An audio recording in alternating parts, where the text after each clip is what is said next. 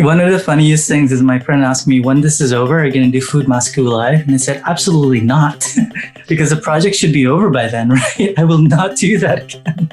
When we are able to be in an auditorium together, yeah, why would I be making masks by then? You're listening to Easy Cook Bear, a food and culture show about how we cook, connect, and create. My name is Lee Sean. I'm a queer Taiwanese-American immigrant, designer, and passionate home cook. Together with my guests, we'll be sharing stories, swapping recipes, and exploring the creative processes of people who make art, culture, food, music, and more. Easy Cook Bear. Welcome to the very first episode of Easy Cook Bear. I have an old friend here as our very first guest. He is an artist, an educator, the creator behind @Food Moscow, which is an Instagram account that has been recognized by the New York Times as one of the top 5 Instagram art accounts to follow. Antonius Wiriadjaja, thank you so much for joining me on the show. Thanks for having me, Lishan. It's good to be here. Awesome. And I look forward to just catching up as well, because I feel like we haven't seen each other in person or anywhere for a while. Yeah, I think the last time we had a sandwich in a park somewhere. I think so. And you were bouncing between New York and Shanghai as well. So kind of catching you when you were back in town. Exactly. So let's start with your Instagram project, because that's really blown up lately, Food Moscow. Can you tell us the story behind the name, but also the concept? Since this is audio, people can check it out later. But for folks who don't know what that is, could you tell us more about it? Okay, the conceit of Food Moscow is I make a meal and then I turn that meal into a face mask and I apply it to my face using skewers and some twine and things that I usually use to cook anyway, And I take a photograph of it and then I sometimes share the recipe if it's something that I actually know how to do. But most of the times the recipes are completely new to me. It started in May of 2020 of this year. Okay. And it was about a month and a half after being completely inside and not seeing anybody for quite some time. I was having some Zoom meetings with some friends and colleagues. And one of my colleagues got on a call with a face filter on that looked like a pickle. And I thought that was really funny. And I thought, well, maybe I'll put on a real vegetable on my face. And that was kind of how it started. And it has really exploded. Originally, I used just my personal Instagram account. And then I started getting uncomfortable because there were so many people who I never met before on the internet following me. So I turned it into @Food Moscow and I made my own personal account separate. And the account now has almost 5,000 followers and the number one video is close to getting 3 million views today. Oh, wow. Which one is that with the 3 million views? That's the cheese board. So it's actually funny because that's one of the meals I did not cook for myself. It was a gift from a friend of mine. And she had a new business called Cru de Fromage and she makes cheese boards, actually charcuterie boards. But I asked her for no meat on mine.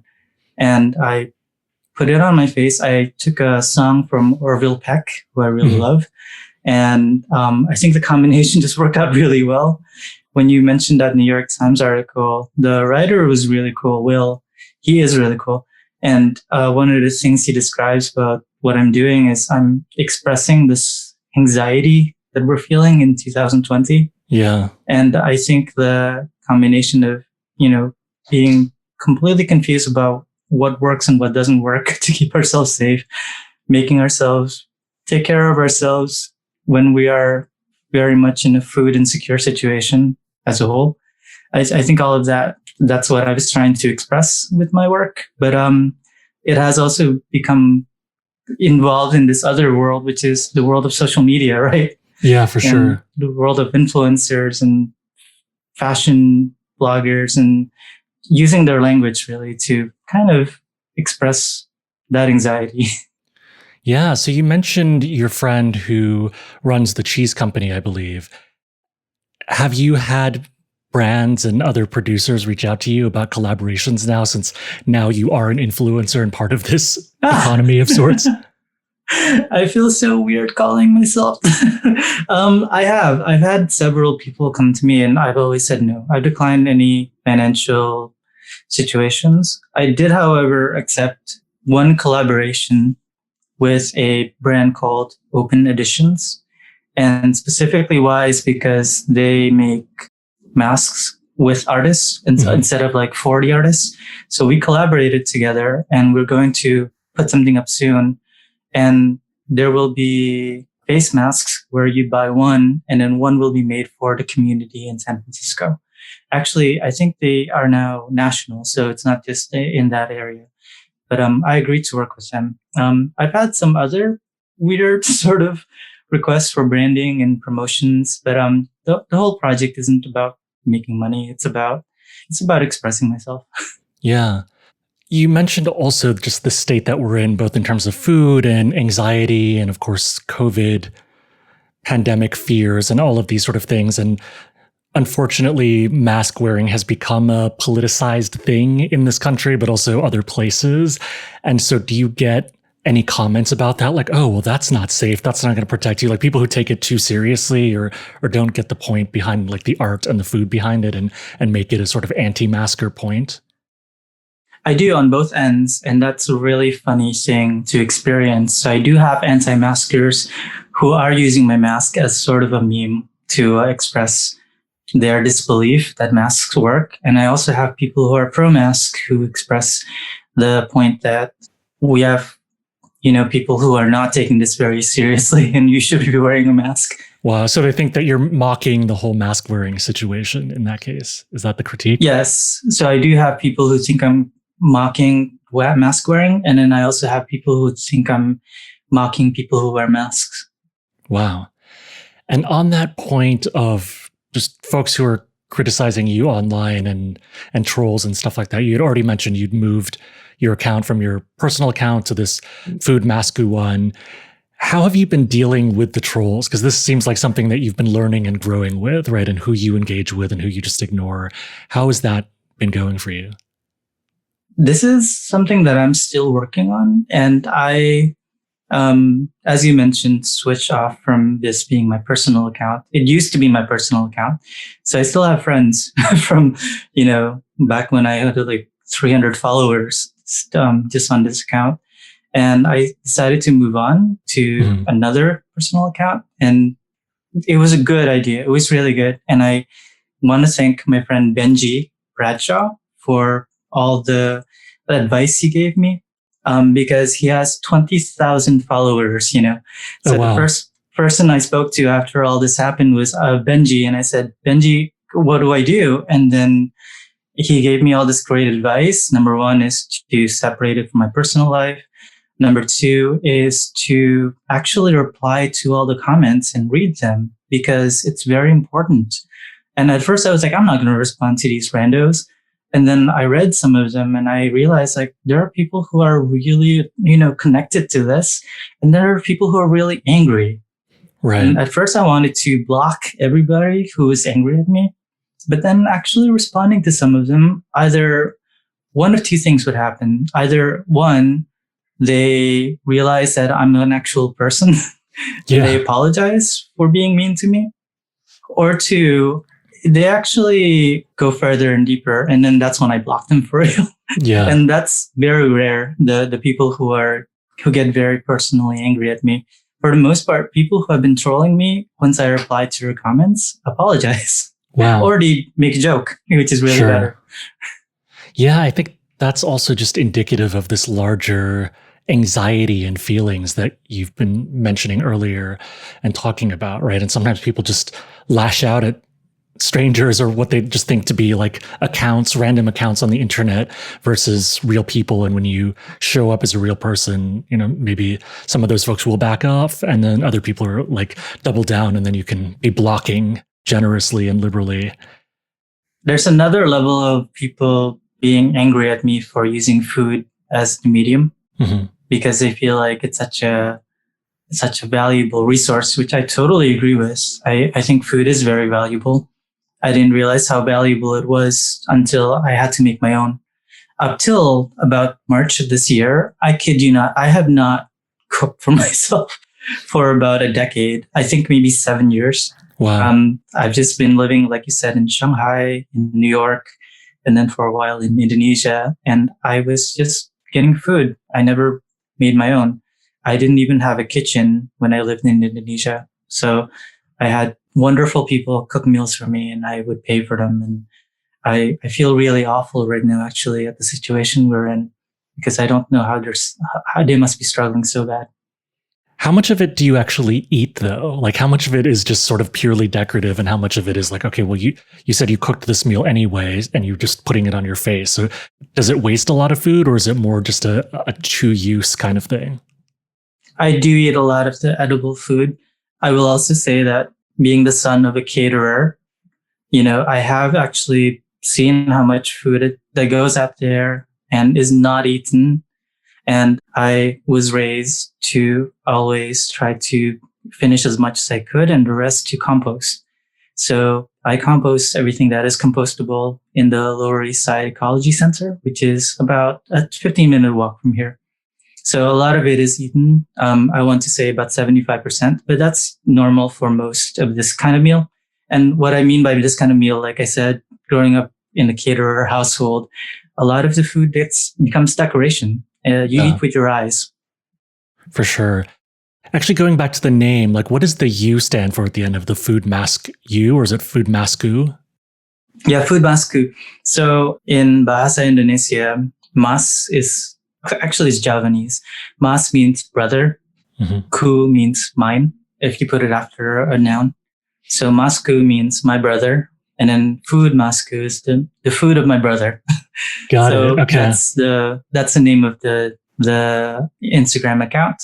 And also I realized it could be a pun because in English you could pronounce it as food mask you. And it's like me learning how to make face masks in a university. Got it. Yeah. Thank you for explaining it. I thought it was just like a Japanese reference because that's like the language I know. And it was just like, oh, it's like mask, but pronounced with a Japanese accent, or how a Japanese person would use that English loan word. But that's great. So you're touching on these different cultures there.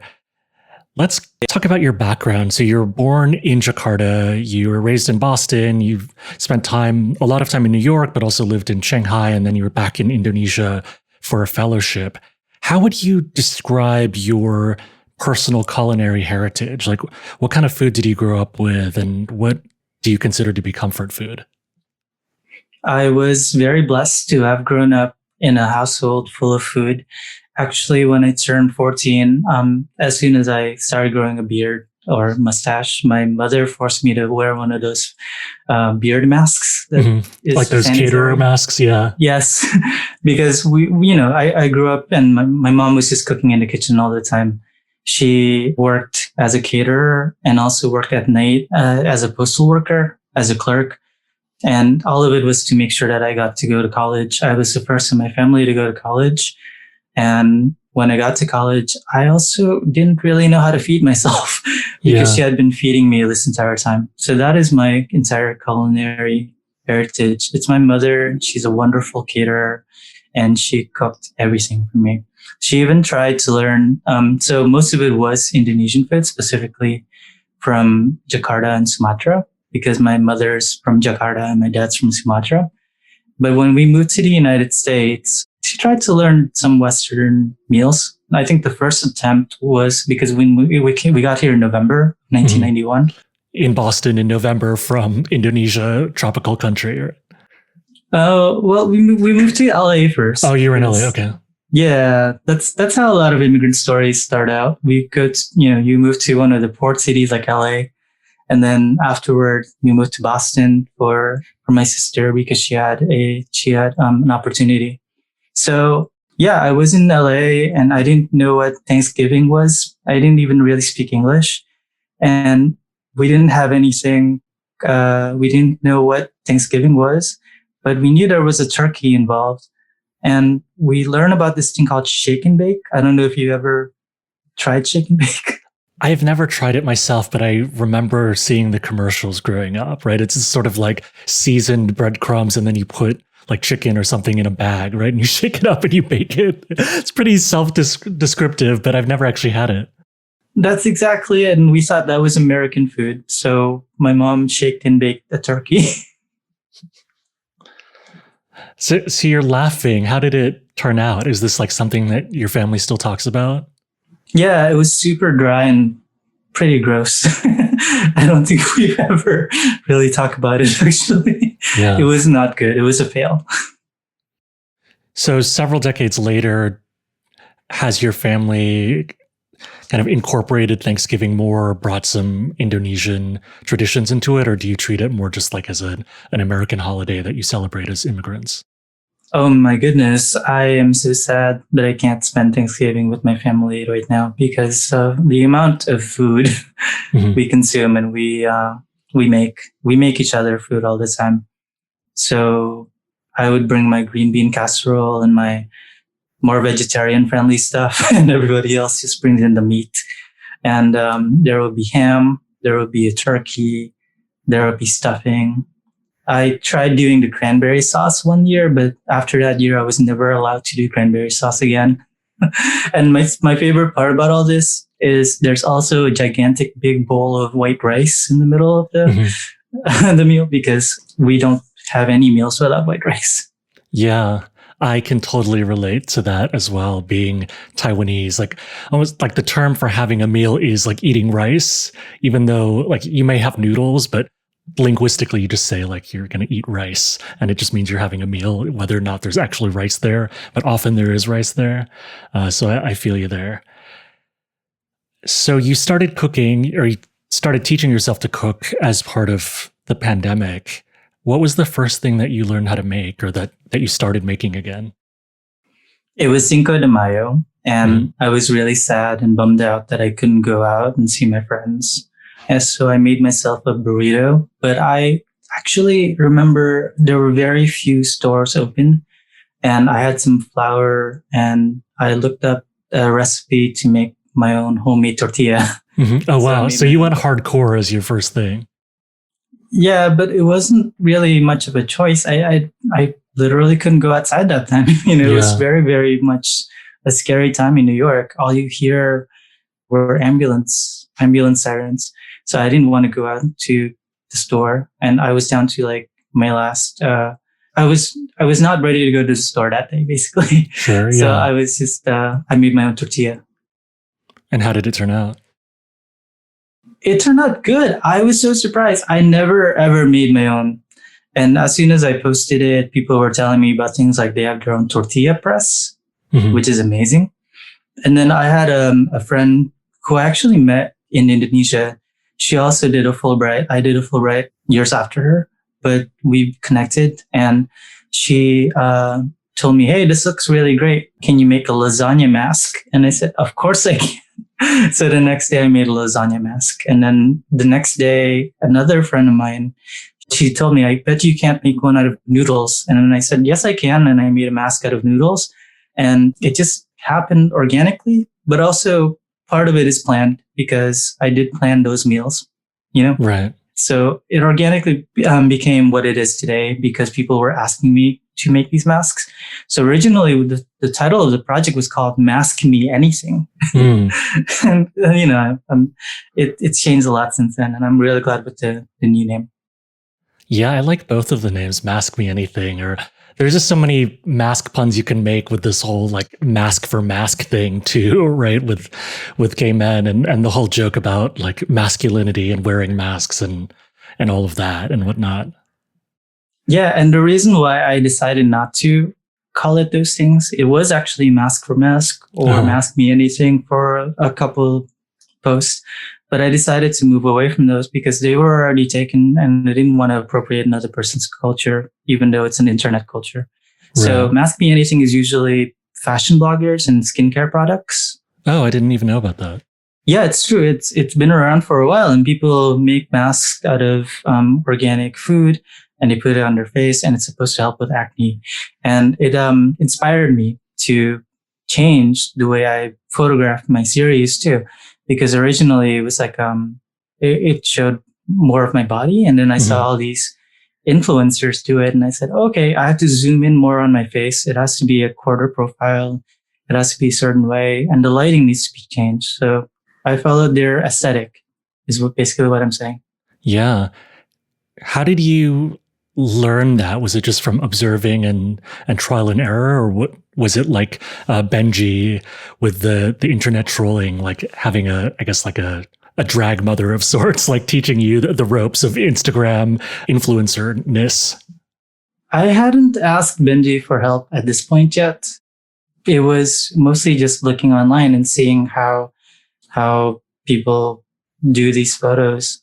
And I wasn't so much making fun. It was definitely like, well, that is the aesthetic and I'm following this hashtag. Let me try it out. And it clicked. So I kept the aesthetic, but I took away everything else. Yeah. I see on this Zoom a bit of your living situation, but do you have like a wall and a setup that you have where you do all of these photos, since you have this kind of yellowish wall here in the background? So originally, I have the best lighting from my bedroom, and I was taking the photographs from my bedroom.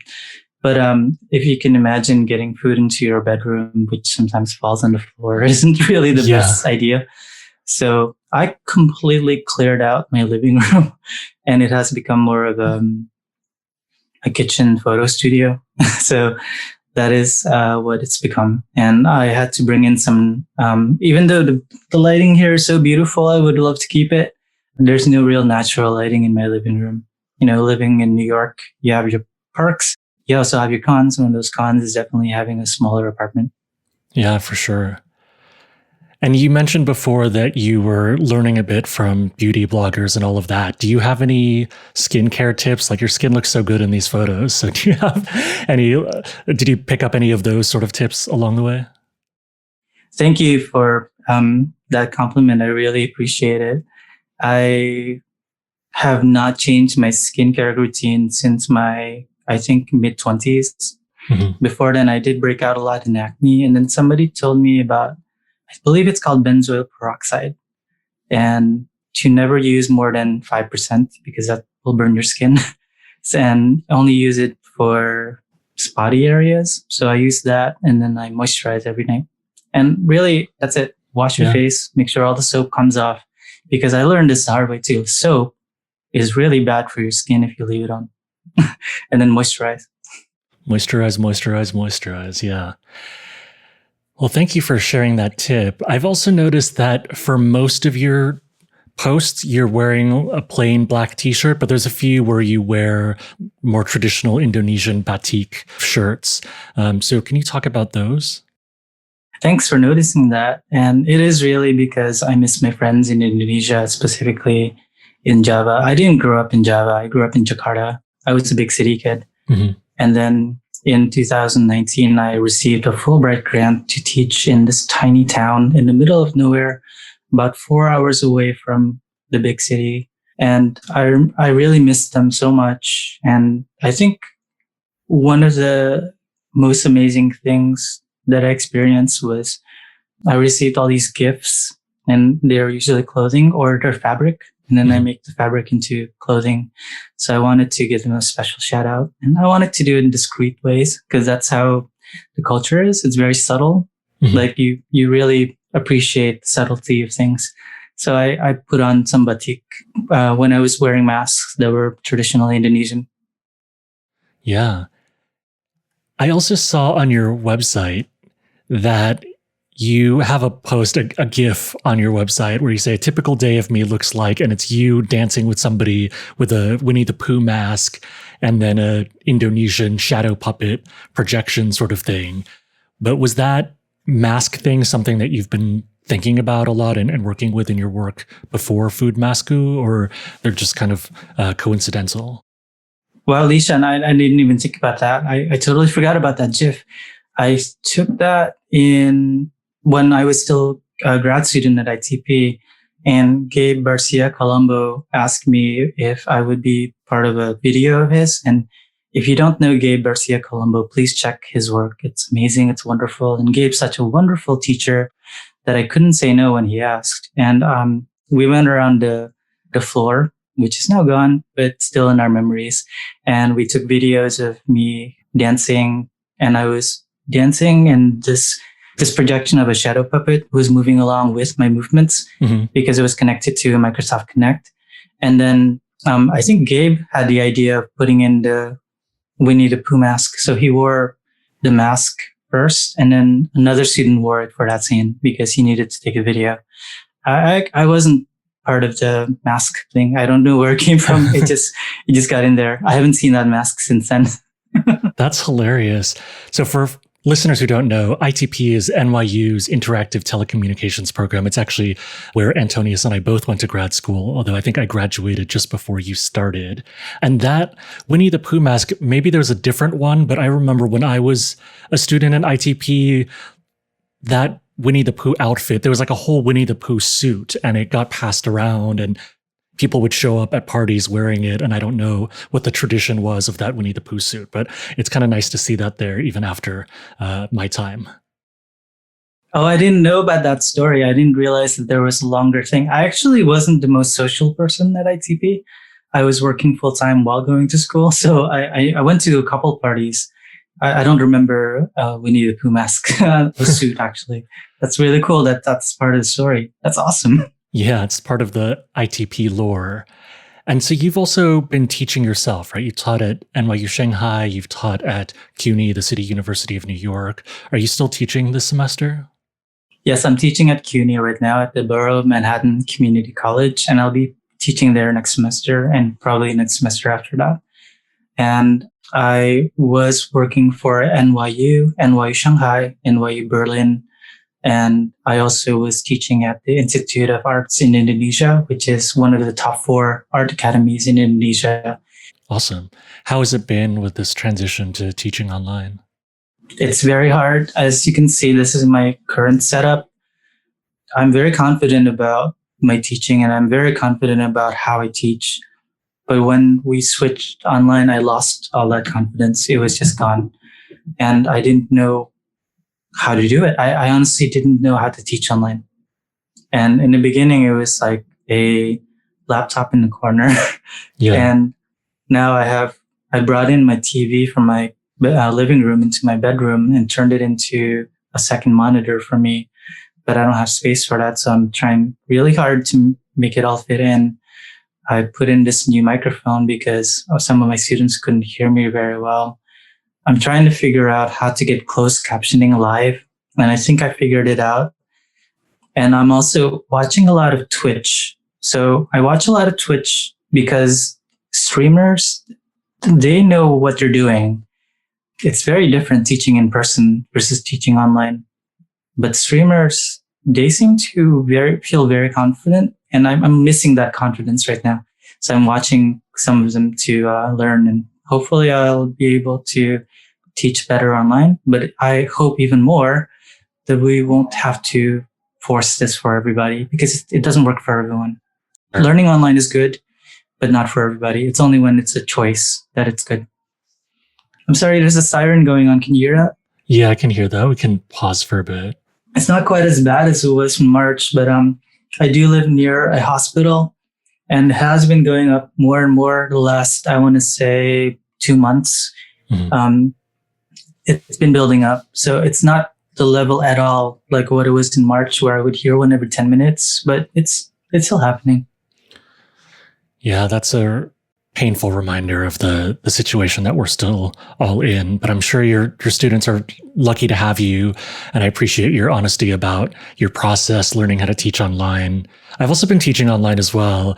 And I had been doing that since before the pandemic, but then some of my in-person classes got converted to online as well. But I think a lot of it's a different kind of management of time and energy. And then in some ways, like the tech has been the easiest part, especially being an ITP grad. So it's like, okay, I'm learning more about cameras and mics and lighting and stuff like that. But it's more about like my performance, but also how I facilitate. It doesn't have that same natural, intuitive aspect of just putting people in the same room and doing stuff that way. For sure. And I also feel like I needed to make more boundaries when I taught online compared to when I was teaching in person. And I don't know how you felt about that, Lishan, because you've done both teaching online and in person. But I feel like there is this disconnect when we're speaking like this, and we've met before in person, so I feel pretty comfortable with you. But if I had not met you in person before, and this is the first time we meet through these windows, I don't know if I have that same connection, and it's something I'm really working harder on to figure out. Like, how do I do that? Is it something that's wrong with my setup, or is it wrong with my mentality? Yeah. I found that I have to spend more time with explicit community building and facilitation that way, whether it's just having time and space for people to properly introduce themselves or share stories or doing breakout rooms so the students get to know each other. But you don't get that natural before class and after class dynamic that you get teaching in person, right? Where it's like, oh, you show up to class 5 minutes early and you chat to the person next to you, or you chat with somebody walking out of the classroom, like, oh, how did it go, right? And you have that sort of informality in the pre and post class time periods, but in Zoom, you're like on and then you're off, and you don't have that sort of easing into it and easing out of it. So I feel like I've had to be more explicit about that, or I've created Slack groups for that kind of interaction as well. But I think it also depends. Like I teach an undergrad class right now, which is kind of big. It's like almost 40 students. And so that's really hard to connect, because that was like a lecture class before. And that one does feel more like I'm just a live streamer in that sense, or I could just pre-record my lectures and just do office hours separately. But then when I teach graduate students, it tends to be smaller class sizes. So that is a little bit easier. Or they're like in a program where it's small enough where they knew each other pre-COVID. But depending on how long this drags out, right, you could have entire programs where people start and it's all online, and maybe they don't even meet each other until some later date, whenever we have a vaccine. I'm really sad to hear that some people will have their entire teaching experience completely online, and especially harder for students if this is their first semester. Yeah. I can't believe how that must be. But going back to Food Mascu, actually, Food Mascu is really interesting in that way too, because many people, like I said, it exploded on its own, and many people don't know who I am, right? So like, who is this random dude? And some of them think I'm young. They really think I'm like a teenager. It's that whole Asian don't raisin kind of thing, right? I tell them it's a mask, mask don't crack. Yeah. Put on a mask. So some people really talk down to me. And it's really funny. And another fun part is some young people really talk to me like a young person too. And I feel like, that meme of Steve Buscemi, like, what's up, young people? Hello, kids. Yeah. It's really, really cool. That is funny. Yeah, that's definitely happened to me before, teaching in person, and students not realizing that I was the professor, or like, staff members or other people at the university thinking that I was a student. But I think it's one of those like very Asian problems until I think I'll just reach some age, some magical age, and then I'll be old, right? I'll be like some Dorian Gray kind of situation. But yeah, I totally agree with you. There's something really funny about this experience, as both of us are teachers and we both look much younger than our actual age. And then being an online, I guess, personality now. And I'm just embracing it. I'm just going to accept it for what it is. Like people come to my site, my Instagram page to laugh, right? Yeah. And I totally accept that. But the original reason for this is a longer process for me, because I've been using this medium of social media to express trauma for quite some time. Mm-hmm. Like how I got into ITP, the program that you and I were in, was I was documenting my experience with insomnia in Twitter and also on Tumblr, and also documenting the whole thing as an ITP person would. And then the other thing that exploded really was when I was documenting my trauma, having survived a shooting in my neighborhood in Brooklyn, and then using that documentation as well. And the entire idea really is you don't really see the fullness and breadth of trauma until you see it expanded over time. Yeah. And that is what I consider to be my art, take it or leave it, come at me, bro. But that is why one single photo that went viral on my stream on my Instagram account doesn't really express why I think this is art. If you look at it as a whole, starting from May 5th until it is now November 28th, and we still are in this anxious situation. I'm still hearing ambulances outside. I still haven't seen my family in a very long time. So that documentation of this whole experience through these series of photographs is my work. Yeah, I think that's a really good point when we think about platforms like Instagram, where that minimum unit of engagement is like the single story or the single post. But if you zoom out a little bit, then you really see that the medium is about change over time. And so do you ever revisit some of your old work, like your blog about recovering from your shooting and things like that? Like, do you go back to that as a way of processing some of that or thinking about it? Or is it like once you've posted it, it's sort of out in the world and you move on? So that project began when I was released from the hospital, and I set up my two good friends and colleagues at the time, Mircea Blasco and Eric Hagen, set up a photo studio for me where I was recovering. And I took a photograph of my scars every single day until the day of my shooter's trial. And that entire process was put online, and I've exhibited it twice.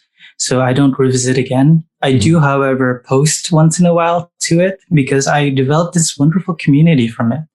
And that was a funny thing that I realized. And I didn't treat it as well as I should. Like, I really should have given that community, which expressed their love and gratitude to me, and they were cheering me on to heal. I kind of let them down. I totally was like, all right, I'm done with this project. Let me move on. I wish I hadn't done that. So I learned from that. And that's why in this project right now, I realized that we are experiencing a collective trauma.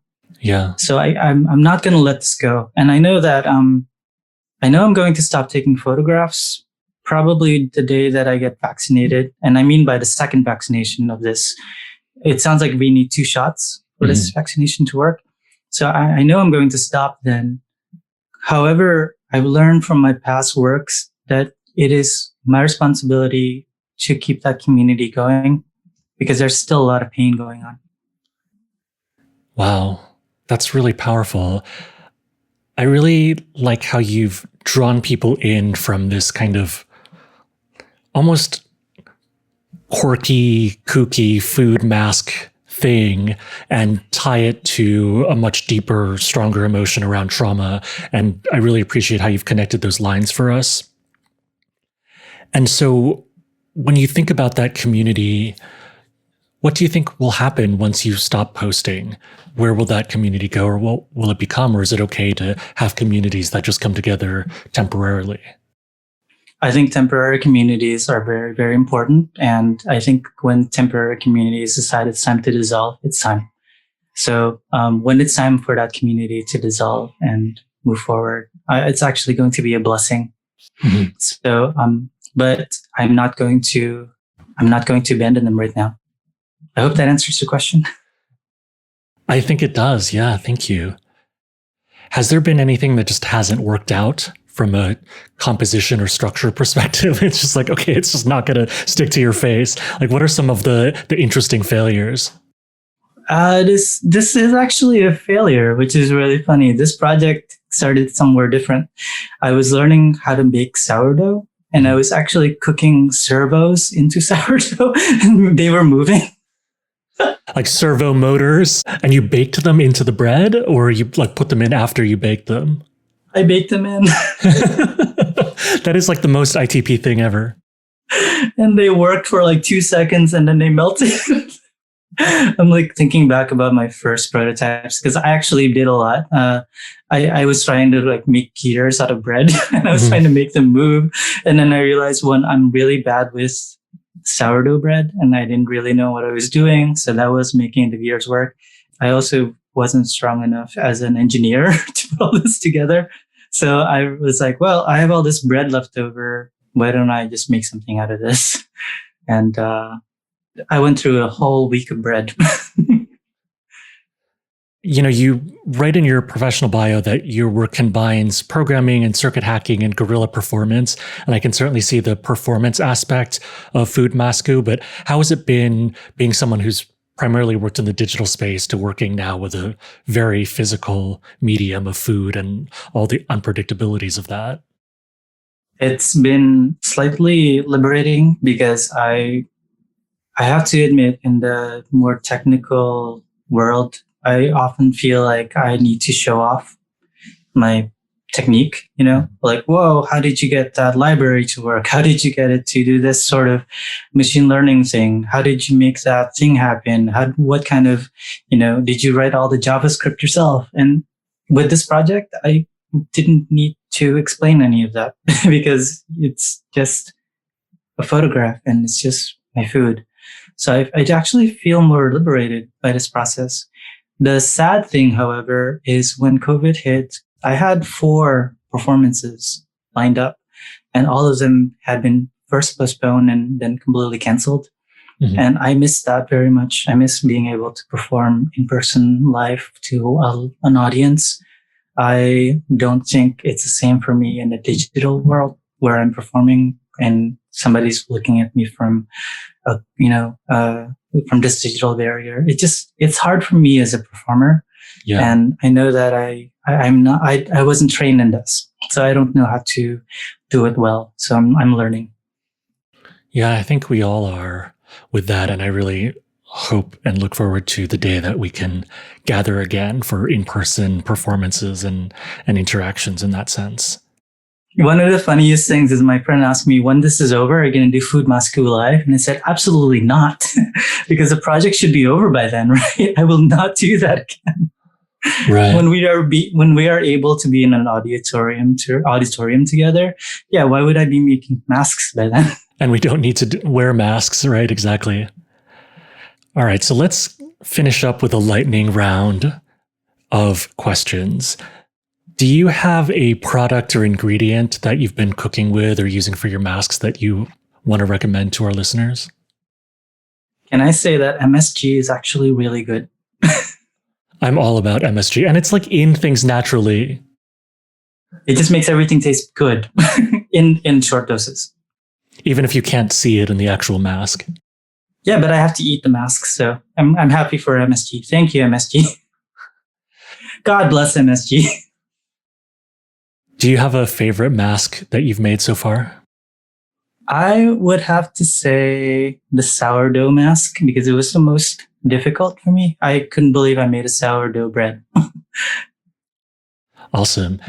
Is there a book that you've been reading recently or a show or a movie or some other kind of media that you want to recommend to our listeners? This is The Way to Cook by Julia Child, and she just goes through everything, cooks everything. Actually, I bought that book a long time ago when I first moved to New York. And I remember dreaming about being able to cook these things, even though I wasn't able to. And now I'm attempting it. So I learned butter can really make everything taste good. And when you don't use butter, use MSG instead. Or butter and MSG. Yeah, I'm really looking forward to not together. I'm looking forward to the Julia and Julia meets Food Masku mashup, to be honest. Oh, wow. Oh, I really want to watch that, actually. I've been meaning to. It's on my list. Yeah, definitely check it out. And finally, I like to make space for guests to ask me questions. And so you can ask me anything if you'd like. Yeah, I noticed your beautiful background. Where are you? You seem like you're closer to nature than I am. Yeah, I moved out to Sag Harbor on Eastern Long Island in March. And when it was time to figure out my living situation, and we gave up our leases in New York City. And so I'm here until COVID is over. And I miss the city a lot, and the food choices. Like, this is a great small town. It's near the beach, but there's literally one Chinese restaurant, and it's good. It's like sort of old school American Chinese food, and there's like one sushi place. But I just miss being in Manhattan or Brooklyn or Queens, and anywhere in New York City, and just having that diversity of food. And while I've learned to cook a lot of different things out here because I've had to. I kind of look forward to restaurants again. So, what's your dog's name? The dog is actually my housemate's dog, and his name is Wilson.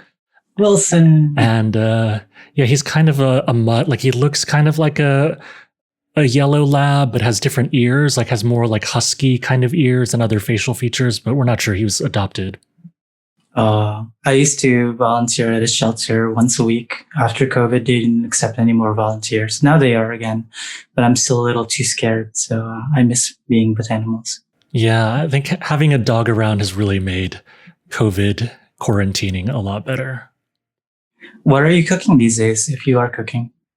Yeah, so I have a ton of Thanksgiving leftovers. I wanted it to be simple this year since there's only 3 humans and 1 dog in this house. And so rather than cooking everything from scratch or doing a whole turkey, I ordered a kit online. So there's this restaurant supply company called Baldor, and they do food deliveries to residential now, and they have these collaborations with different restaurants. And so we ordered a Thanksgiving dinner kit from Seymour's, which is normally a seafood restaurant in Chelsea, I think in Manhattan. But they just did like traditional Thanksgiving. So instead of the whole turkey, it was a breast, even though it was still a humongous breast. And then there was stuffing, there was mashed potatoes, there was some roasted Brussels sprouts and squash with some pomegranate, gravy, like all of the things. And basically you just had to put it in the oven. And so it was great. But I've been like doing stuff with the leftovers. And so the last meal I cooked for brunch today was some leftover turkey chopped up, and then basically made like turkey chilaquiles. So made like a homemade salsa with just tomatoes, a little bit of garlic, some scallions, and then just blend it up in the blender. Then basically you just kind of fry it with a little bit of oil to release all the aromatics. And then you toss in the turkey, you toss in a half bag of tortilla chips, like plain fried tortilla chips. And then you add a little bit of cheese and sour cream and then eggs. And then you kind of scramble it up until the eggs are done. And it's like the perfect weekend breakfast brunch kind of thing. And it's a good way to use your leftover turkey. Oh, chilaquiles sounds so good right now. Do you have like an easy cook recipe for our listeners? Like something that is a go-to thing for you? So fried rice is super easy. And again, MSG makes a world of a difference. But all you need to do is put in like 2 eggs and some leftover rice, less than half a teaspoon of MSG, and some soy sauce and brown sugar. And you actually have some really delicious Indonesian fried rice. Oh, that's awesome. I didn't think about the sugar before, but it kind of gives you that like Indonesian soy sauce quality to it, right? Exactly. That's the secret. Well, thank you for revealing that secret. Maybe I can ask you if you could request any mask for me. What would you like? I saw your jackfruit mask. I don't know if you've done like durian yet, but I'm kind of like obsessed with durian, just because it's like so weird and looks so prehistoric, like a dinosaur thing. So I'd love to see some sort of durian thing. I've done a durian mask before. I can do another one. Okay. Well, thank you. I love durian. So yeah, I'll do it again. Awesome. Well, Antonius, thank you so much for the interview and the hangout. I really appreciated catching up with you, and look forward to more maskus. Thank you. It's so good seeing you, Lishan. Yeah. Thanks, you too. Yeah, I'm enjoying the long hair. Thanks. That's one of my COVID projects too. I don't think I'm going to cut my hair until we can gather in person again. Like I've been trimming sideburns and like the hairline, but I haven't touched the length basically. It's a good length. Thanks. Easy Cook Bear. Thanks for tuning in to the first episode of Easy Cook Bear. Hope you enjoyed. And if you did, please leave us a review. That helps more people find the show. You can find us wherever you get podcasts and on Instagram at Easy Cook Bear. I'm Lishan. Until next time. Easy